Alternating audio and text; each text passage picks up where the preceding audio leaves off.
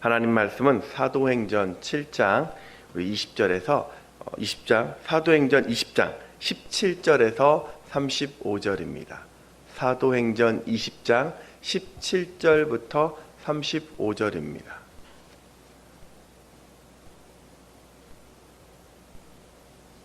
교독합니다.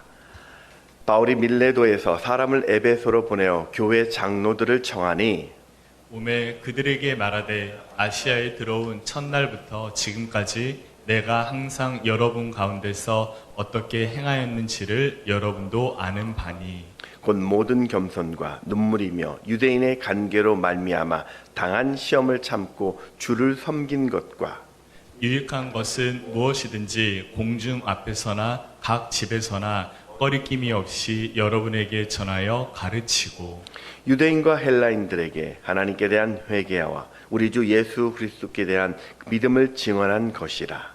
보라, 이제 나는 성령에 매여 예루살렘으로 가는데 거기서 무슨 일을 당할지는 알지 못하노라.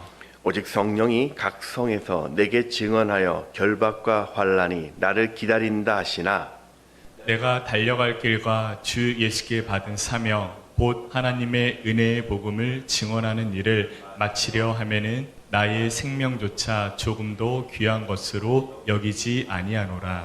보라, 내가 여러분 중에 왕래하며 하나님의 나라를 전파하였으나 이제는 여러분이 다 내 얼굴을 다시 보지 못할 줄 아노라.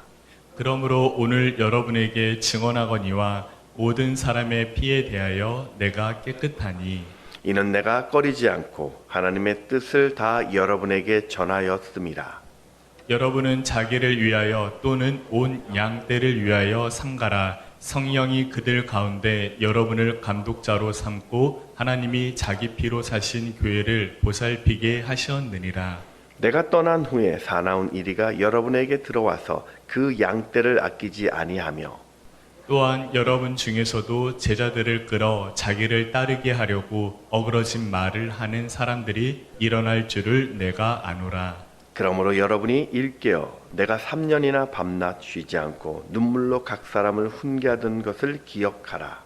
지금 내가 여러분을 주와 및 그 은혜의 말씀에 부탁하노니 그 말씀이 여러분을 능히 든든히 세우사 거룩하게 하심을 입은 모든 자 가운데 기업이 있게 하시리라. 내가 아무의 은이나 금이나 의복을 탐하지 아니하였고 여러분이 아는 바와 같이 이 손으로 나와 내 동행들이 쓰는 것을 충당하여 함께 읽겠습니다.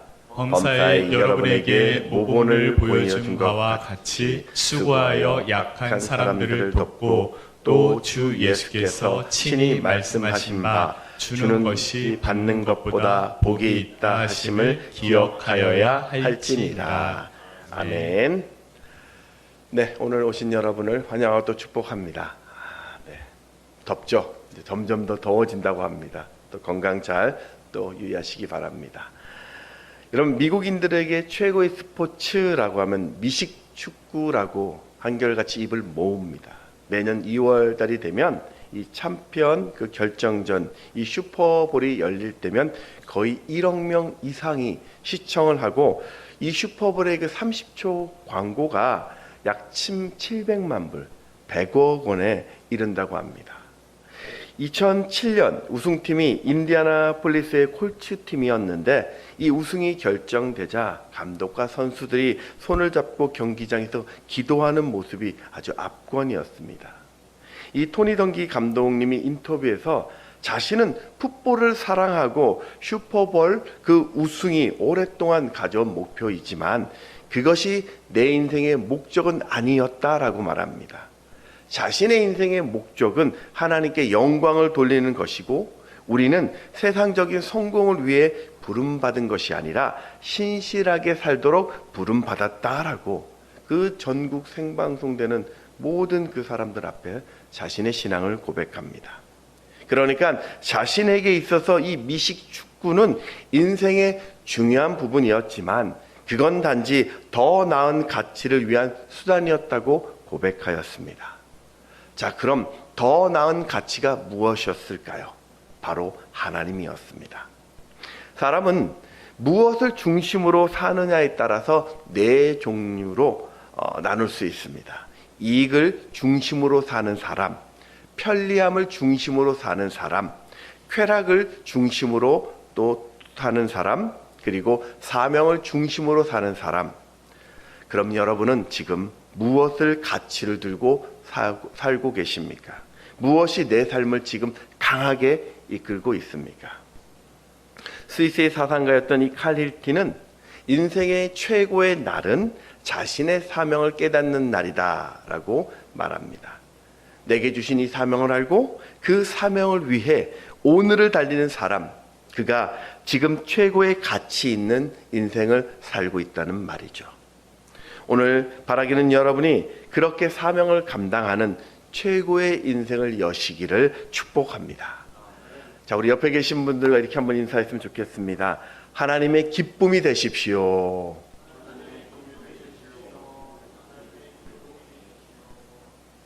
네. 이 바울의 3차 전도 여행을 보면 이 갈라디아에서 출발하게 됩니다. 오른쪽에 보면 초록색으로 되어 있죠. 갈라디아 지역, 부르기아 지역에서 에베소에 가게 되죠. 이 에베소에서 약 3년간 이 정착 사역을 하다가 다시 마게도냐와 고린도를 거쳐 그 밀레도에 도착을 하게 됩니다. 가운데 쭉 보면 에베소 밑에 밀레도가 있습니다. 그리고 마지막 예루살렘으로 돌아감으로써 대략 4, 5년간의 이 전도 여행을 마무리 짓게 됩니다. 오늘 본문은 밀레도 항구에서 예루살렘으로 떠날 준비를 하는데 거기서 한 50km 떨어진 이 에베소 교회 장로들을 불러서 마지막 작별의 시간을 갖습니다. 그런데 많은 사람들이 예루살렘으로 당신이 가면 고초를 겪을 것이라며 한사코 반대했습니다. 그럼에도 바울의 고집을 꺾을 수 없었습니다. 아니, 예루살렘에 가면 어떤 대단한 권세가 주어져서 그랬을까요? 사람들에게 격한 환영을 받을 수 있다고 생각해서 그랬을까요? 수고의 대가로 받을 부귀 영화를 생각하고 있었을까요? 아닙니다. 오히려 상황이 더 안 좋다는 것을 알았습니다. 그런데도 예루살렘으로 속히 가려 했습니다. 오늘 사도행전 20장 16절을 보면 바울이 아시아에서 지체하지 않기 위하여 에베소를 지나 배 타고 가기로 작정하였으니 이는 될 수 있는 대로 오순절 안에 예루살렘에 이르려고 급히 가미러라. 지금 왜 이렇게 바울이 서두르고 있겠습니까? 나는 그런 상황 충분히 감당할 능력이 있어. 이미 피할 계획들 내가 다 준비하고 있어. 에이, 설마 그런 일이 있겠어? 그랬을까요? 아닙니다. 딱 한 가지, 사명 때문입니다. 사명이라는 것은 우리의 삶의 목적이자 방향성을 말합니다. 내가 무엇을 위해 부르심을 받았는지를 알고 그것을 위해 사는 것, 이게 바로 사명입니다. 자, 그럼 바울의 사명이 무엇이었을까요? 사도행전 9장 15절의 말씀을 같이 읽습니다. 시작. 주께서 이르시되 가라, 이 사람은 내 이름을 이방인과 임금들과 이스라엘 자손들에게 전하기 위하여 택한 나의 그릇이라. 바울은 자신의 사명 때문에 예루살렘은 반드시 가야 할 가치 있는 일이라고 생각했습니다. 그래서 다른 길을 찾지 않았던 겁니다. 여러분, 인생은 딱 한 번밖에 살지 못합니다. 누구에게나 이 한 번의 기회가 공평하게 주어집니다. 그래서 우리는 이 모든 사람들은 후회하지 않고 내 인생을 잘 살기를 원합니다. 자, 그렇다면 우리가 어떻게 사는 것이 후회하지 않는 정말 가치 있는 인생일까요? 저는 이 바울의 모습을 보면서 그 답으로 우리가 찾아야 할 사명 2가지를 살펴보겠습니다. 첫 번째 가치 있는 인생은 바로 복음을 전하는 삶입니다. 사실 바울은 남부럽지 않는 조건을 가진 자였습니다. 그는 교육과 철학의 도시 다소에서 태어났고 유대인이었지만 태어날 때부터 로마의 시민권을 가진 자였습니다. 당대 최고의 랍비였던 가말리엘 문화에 들어가서 최고의 교육도 받습니다. 사람들이 존경하는 바리새파 출신이었고 사법과 행정을 총괄하는 산헤드린 공회원이었습니다. 그러니까 태어날 때부터 인생을 즐길 수 있었던 정말 부러운 청년이었습니다. 그런데 부활하신 주님을 만난 후 그의 삶이 180도 달라집니다. 자신의 가진 이 모든 것을 버리고 스스로 고난과 이 환난의 길을 선택합니다. 이 고린도 후서에 보면 바울은 자신이 당한 고난을 이렇게 회고합니다. 고린도 후서 11장 26절 27절을 보면 여러 번 여행하면서 강의 위험과 강도의 위험과 동족의 위험과 이방인의 위험과 신의 위험과 광야의 위험과 바다의 위험과 거짓 형제 중에 위험을 당하고 또 수고하며 애쓰고 여러 번 자지 못하고 줄이며 목마르고 여러 번 굶고 춥고 헐벗었노라. 그런데도 바울은 이 길을 후회하지 않았습니다. 자신이 예루살렘에 가면 더 큰 환난을 받는다는 것을 알았지만 그럼에도 내게 주신 이 사명, 복음 증언하는 일을 위해서라면 기꺼이 가겠다고 고백합니다. 우리 사도행전 20장 23절 24절 같이 한번 읽습니다. 시작. 오직 성령이 각 성에서 내게 증언하여 결박과 환난이 나를 기다린다 하시나 내가 달려갈 길과 주 예수께 받은 사명 곧 하나님의 은혜의 복음을 증언하는 일을 마치려 하면은 나의 생명조차 조금도 귀한 것으로 여기지 아니하노라. 예수 믿기 전에 그는 인생의 최고의 목표가 세상의 성공이었습니다. 그런데 예수를 만나고 나서는 예수님이 걸으셨던 그 복음의 길을 따라가는 것이 자신 인생의 최고의 가치였자 목표가 되어버렸습니다. 여러분, 이 바울이라고 왜 욕망이 없겠습니까? 바울도 자신의 인생의 편안함을 살고 싶었습니다. 남들처럼 가진 것 누리면서 풍요롭게 살고 싶었고 세상 사람들에게 칭찬과 존경받고 싶었습니다. 하지만 내게 주신 이 사명이 있었기 때문에 세상 그 부귀를 누리지 못해도 내 삶을 통해 예수의 그 존귀함을 받는다면 그것으로 만족했습니다. 그게 예수의 영광이 된다면 복음 전함에 있어서 심지어 자신의 생명도 귀하게 여기지 않았습니다. 우리 빌립보서 1장 20절 21절 말씀 같이 읽습니다. 시작. 나의 간절한 기대와 소망을 따라 아무 일에든지 부끄러워하지 아니하고 지금도 전과 같이 온전히 담대하여 살든지 죽든지 내 몸에서 그리스도가 존귀하게 되려 하나니 이는 내게 사는 것이 그리스도니 죽는 것도 유익함이라. 구한말 우리나라에 오신 선교사님 중에 윌리엄 전킨 선교사님이 계십니다. 이분은 당시 조선이라는 나라가 상황이 어땠냐면 복음이 막 전파되던 때라서 절대적으로 선교사님들이 부족했습니다. 그래서 이 언더우드 선교사는 1891년 안식일을 맞아 미국으로 가서 그 조선의 선교사를 파송해 달라고 수많은 신학교를 돌아다니면서 호소했습니다. 그때 이 전킨이라는 사람이 언더우드 선교사님의 설교를 듣습니다.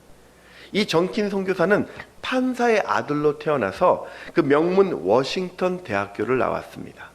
아버지는 그 아들이 판사가 되기를 소망했지만 하나님이 그 자신을 조선의 선교사로 부르셨다라는 그 사명을 알고 그 좋은 생활을 다 뒤로하고 선교를 결심합니다.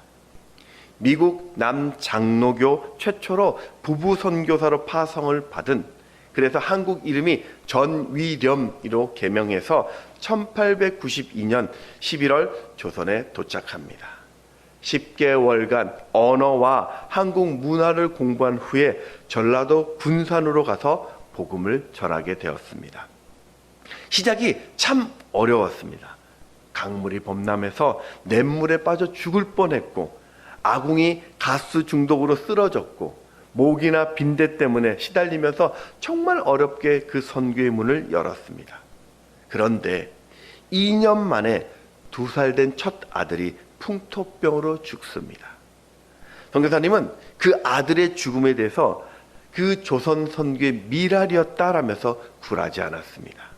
그러던 중에 둘째와 셋째 자녀도 풍토병을 이기지 못하고 죽게 됩니다.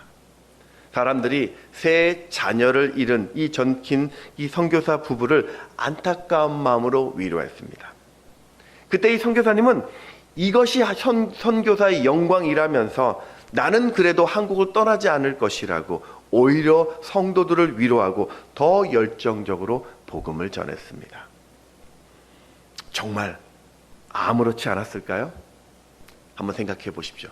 지구 반대편으로 와서 사랑하는 자녀를 잃었는데 그게 괜찮다고요? 내가 하나님 때문에 이 낯선 곳에 와서 건강도 잃고 고생도 하고 험하게 살았는데 아니 어떻게 내 사랑하는 그 자녀를 그것도 3명이나 다 데려가실 수 있을까? 저 같으면 아마 모든 것을 중단하고 한탄하면서 되돌아갔을 것 같습니다. 차라리 내가 미국에 가서 판사를 하거나 아니면 좀 더 편하게 목회할 걸 그렇게 후회하면서 말입니다. 그런데 아픔으로 감당했던 이 사명이 허무했던 것은 아닙니다. 이 부부가 군산 지역에 전도를 하면서 군산 구암교회를 개척하게 됩니다. 후에 이 교회가 군산 지역의 모교회가 되어서 그 지역을 복음화하는데 핵심 기지가 되었습니다. 또 이 선교사님들이 공부방을 만들어서 기독교 인재를 양성했는데 그게 지금 군산 제1고등학교 그리고 군산 영광 여자고등학교가 되어서 호남 지방 최초로 3.1 운동의 시작점이 되었습니다. 이분은 이후에도 쉬지 않고 사명을 감당하다 몸이 정말 연약해졌습니다. 그래서 1904년 이 선교사 회의에서 이 사람을 전주 서문교회 담임 목사로 파송해서 그 서문교회만 목회하도록 하고 그 교회에서 20리 밖에는 아예 나가지 못하도록 그 목회 활동을 억제시켜 버렸습니다. 제한을 두었습니다. 그런데도 받은 복음의 열정을 이분이 주체할 수가 없었습니다. 좀 쉬라 했더니 그 서문교회 예배당을 건축하기 시작했고 고아원을 만들었고 노방전도와 축포전도를 하면서 그 인근에 6개의 교회를 더 개척합니다. 그러다 1908년 그 1월 장티푸스로 44살의 그 젊은 나이로 이 땅에 묻혔습니다.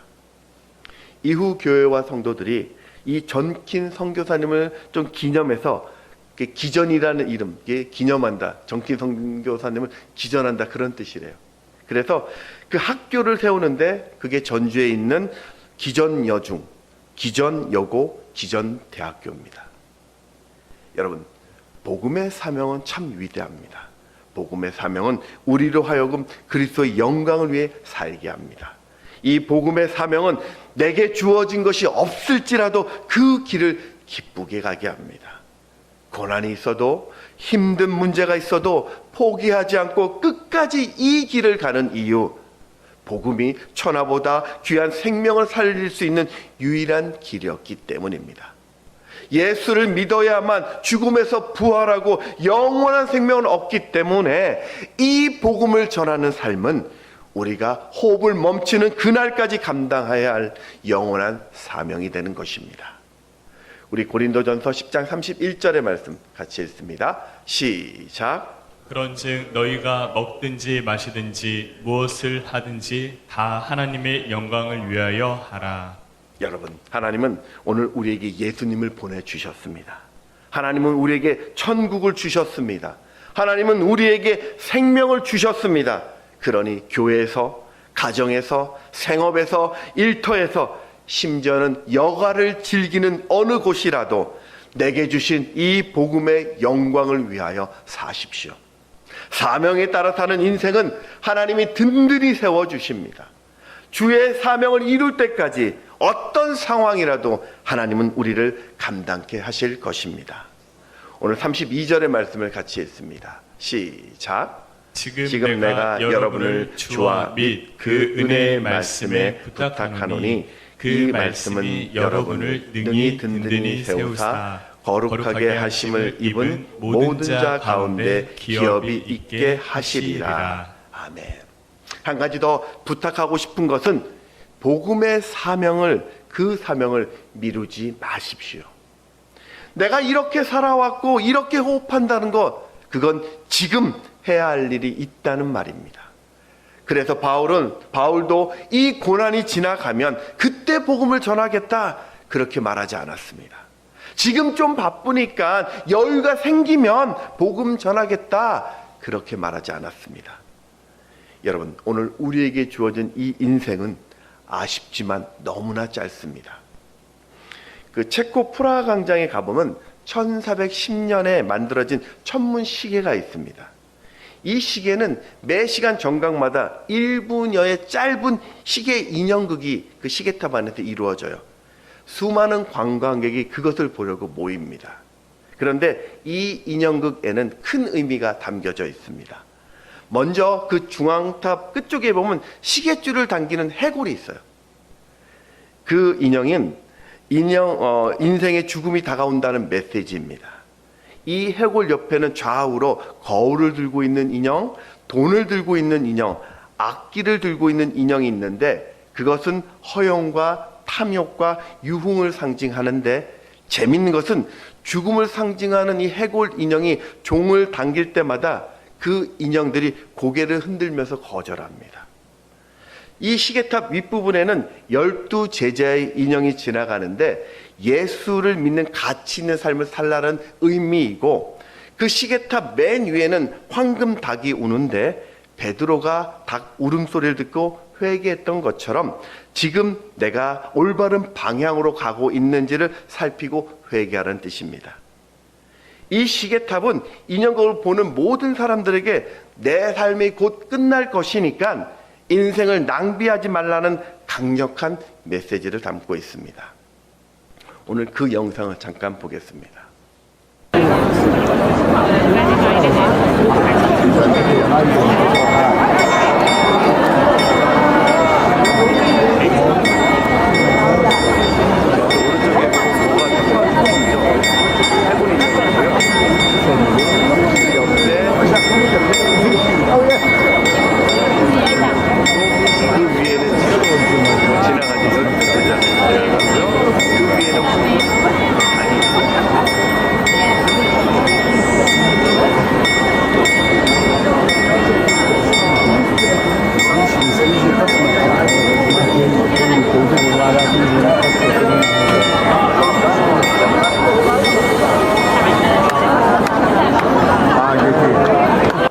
네, 좋습니다. 영상 유튜브에 있으니까 한번 보시기 바랍니다. 여러분, 그렇게 오늘이 인생의 마지막 날처럼 이 사명에 최선을 다하십시오. 내가 먼저 생명을 받았기 때문에 누군가에게 이 기적의 복음을 전해 주셔야 합니다. 영원한 죽음에 빠진 그들에게 살 수 있는 축복의 통로를 알려주십시오. 어둠에 빠진 자들을 자유케 할 이 복음을 미루지 마십시오. 하나님은 우리가 전한 그 예수로 깨어지고 이 망가진 인생들을 능히 살리실 것입니다. 두 번째, 가치 있는 인생은 바로 주는 삶입니다. 바울은 이 에베소 교회 장로들과 헤어지면서 마지막으로 남긴 말이 바로 35절입니다. 35절의 말씀을 같이 읽습니다. 시작. 범사에 여러분에게 모본을 보여준 바와 같이 수고하여 약한 사람들을 돕고 또 주 예수께서 친히 말씀하신 바 주는 것이 받는 것보다 복이 있다 하심을 기억하여야 할지니라. 아멘. 가치 있는 인생을 사는 방법은 주는 자의 축복을 아는 것입니다. 세상은 더 움켜쥐라고 말합니다. 내가 더 많이 가져야 그걸 복이라고 이야기하고 성공이라고 말합니다. 하지만 성경은 내가 얼마나 모았는지를 보지 않고 무엇을 위해 모으고 있는지를 더 중요하게 보고 있습니다. 왜냐하면 단지 소유를 위해 모으는 목적이라면 그 모은 것이 나중에 반드시 해가 되기 때문입니다. 그래서 하나님은 인생을 가진 것으로 평가하지 않고 주는 것으로 평가하고 있습니다. 여러분, 이 물도 고이면 썩게 됩니다. 그런데 흐르는 물은 절대 썩지 않습니다. 샘물도 자꾸 퍼내야 깨끗한 물이 스며들고 그 샘이 마르지 않게 되죠. 그 이스라엘에 가보면 갈릴리 호수가 있습니다. 이 갈릴리 호수는 헐몬산에서 내려오는 그 맑은 물을 받아들여서 거대한 호수를 만들죠. 그리고 그 물은 다시 사해로 흘려보냅니다. 그래서 이 갈릴리 호수는 먹을 식수가 되고 주변을 초원으로 만들고 식물이 자라게 하고 각종 물고기가 풍부하여 사람들이 살 수 있는 장소가 됩니다. 그런데 그 갈릴리 호수에서 그 물을 받았던 사해는 물을 받지만 그 물을 밖으로 흘려보내지 않습니다. 그 결과 염분이 높아져 마실 수 없는 물이 되었고 고기도 살 수 없고 주변에 풀 한 폭이 자랄 수 없는 죽음의 바다가 되었습니다. 여러분, 우리는 지금 받은 것을 움켜쥐고 있는 인생입니까? 아니면 베풀고 나누는 인생이십니까? 사해와 같이 자신도 죽고 주변도 죽이는 인생을 살고 계십니까? 갈릴리 호수처럼 나도 살고 주변을 살리는 인생이십니까? 예수님은 가는 곳곳마다 살리는 자로 사셨습니다. 이 땅을 치유하시는 자로, 세우는 자로, 자신의 것을 주는 자로 사셨습니다. 중요한 것은 그 예수님이 오늘 우리 안에 계십니다. 그 말은 오늘 우리도 살리는 자로, 치유하는 자로, 세우는 자로, 주는 자로, 선한 일을 하는 자로 살도록 사명을 받았다는 말입니다. 에베소서 2장 10절 상반절에 보면 우리는 그가 만드신 바라 그리스도 예수 안에서 선한 일을 위하여 지으심을 받은 자니. 여러분, 나는 가진 게 없어서 나눌 수 없다라고 말하지 마십시오. 나는 줄 게 없다라고 말하지 마십시오. 사도행전 3장에 보면 성전 미문에 나면서부터 걷지 못했던 이 사람이 베드로와 요한을 보고 구걸할 때 베드로가 내가 가진 것을 너에게 준다면서 기적을 베풀죠. 그 베드로가 준 것이 무엇이었습니까? 나사롯 예수 그리스도였습니다. 사도행전 3장 6절의 말씀 같이 읽습니다. 시작. 베드로가 이르되 은과 금은 내게 없거니와 내게 있는 이것을 내게 주노니 나사렛 예수 그리스도의 이름으로 일어나 걸으라 하고. 여러분, 베드로의 그 부유함은요, 그가 가진 환경에 있지 않았습니다. 베드로의 부유함은 베드로 안에 계셨던 예수님이셨습니다. 사랑하는 여러분, 베드로를 통해 기적을 베푸셨던 그 예수님이 오늘 여러분 안에 계십니다. 그 말은 오늘 여러분의 손에는 예수님의 권세가 있다라는 말이에요. 여러분의 목소리에는 예수님의 치유가 있습니다. 여러분의 눈에는 예수님의 사랑이 있습니다. 여러분의 마음에는 예수님의 격려가 있습니다. 그렇게 여러분은 하나님으로 가득 찬 하나님의 그릇입니다. 여러분은 이미 하나님 천국을 소유한 바로 부자들입니다. 그래서 하나님은 나를 만나는 모든 사람들을 살리고 격려하고 세워주는 이 베품의 사명을 우리에게 주신 것입니다. 한번 얘기했는데 포항에 가보면 그 기독사학대학교인 한동대가 있습니다. 1994년 하나님의 창조 질서를 드러내고 세상을 치유하는 인재를 양성하겠다라는 사명으로 개교하였습니다. 시대적인 소명을 발견하고 자신이 받은 은사와 전공 지식을 나눔으로써 세상을 섬기겠다. 자신의 삶의 모든 영역에서 주님의 주되심을 성취하는 그런 인재를 교육하겠다라는 다짐으로 시작한 이 대학에 구호가 있습니다.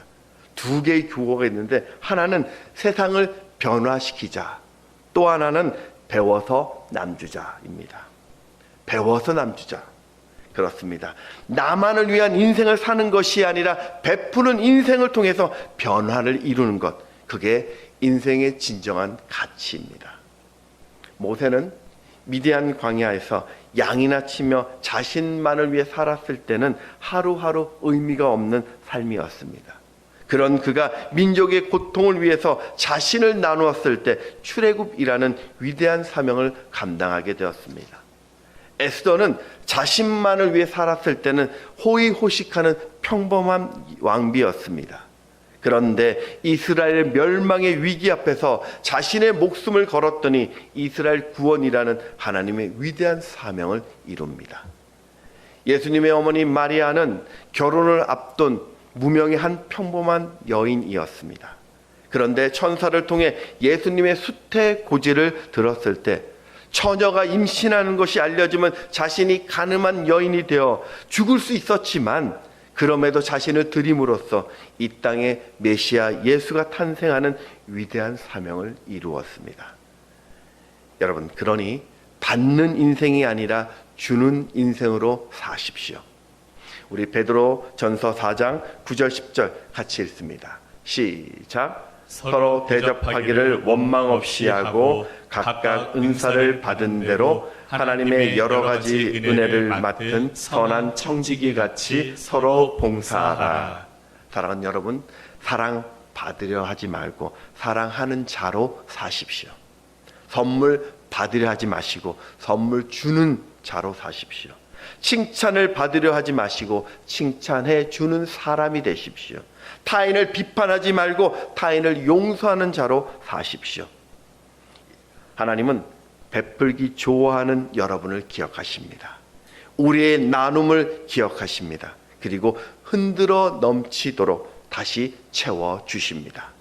누가복음 6장 38절의 말씀 같이 읽습니다. 시작. 주라 그리하면 너희에게 줄 것이니 곧 후이 되어 누르고 흔들어 넘치도록 하여 너희에게 안겨주리라. 너희가 헤아리는 그 헤아림으로 너희도 헤아림을 도로 받을 것이니라. 그러니 어디를 가든지 여러분이 어떤 장소에 있든지 누구를 만나든지 베푸는 자의 이 사명을 감당하십시오. 그 베품이 나의 인생을 환하게 비출 것입니다. 말씀을 정리하겠습니다. 오늘 36절 37절을 보면 이 말을 한 후 무릎을 꿇고 그 모든 사람들과 함께 기도하니 다 크게 울며 바울의 목을 안고 입을 맞추고, 이 바울의 마지막 모습, 그는 에베소 교회 장로들과 함께 기도하고 서로 아쉬워 목 놓아 울었습니다. 이게 얼마나 아름다운 모습입니까? 그는 정말 후회하지 않는 인생을 살았습니다. 평생 복음을 전하고 삶을 나누는 그 인생을 살았습니다. 사랑하는 여러분, 하나님 앞에서 정말 가치 있는 인생을 살려면 여러분 먼저 사명의 자리에 서십시오. 언제 어디서든 복음 전하는 자가 되어 하나님을 영화롭게 하십시오. 내게 주신 것들을 베품으로 하나님의 기쁨이 되는 인생이 되십시오. 주신 사명으로 여러분 오늘을 살아갈 때 어떤 상황 속에서도 하나님은 반드시 나를 행복으로 이끌 것입니다. 잘 하겠습니다.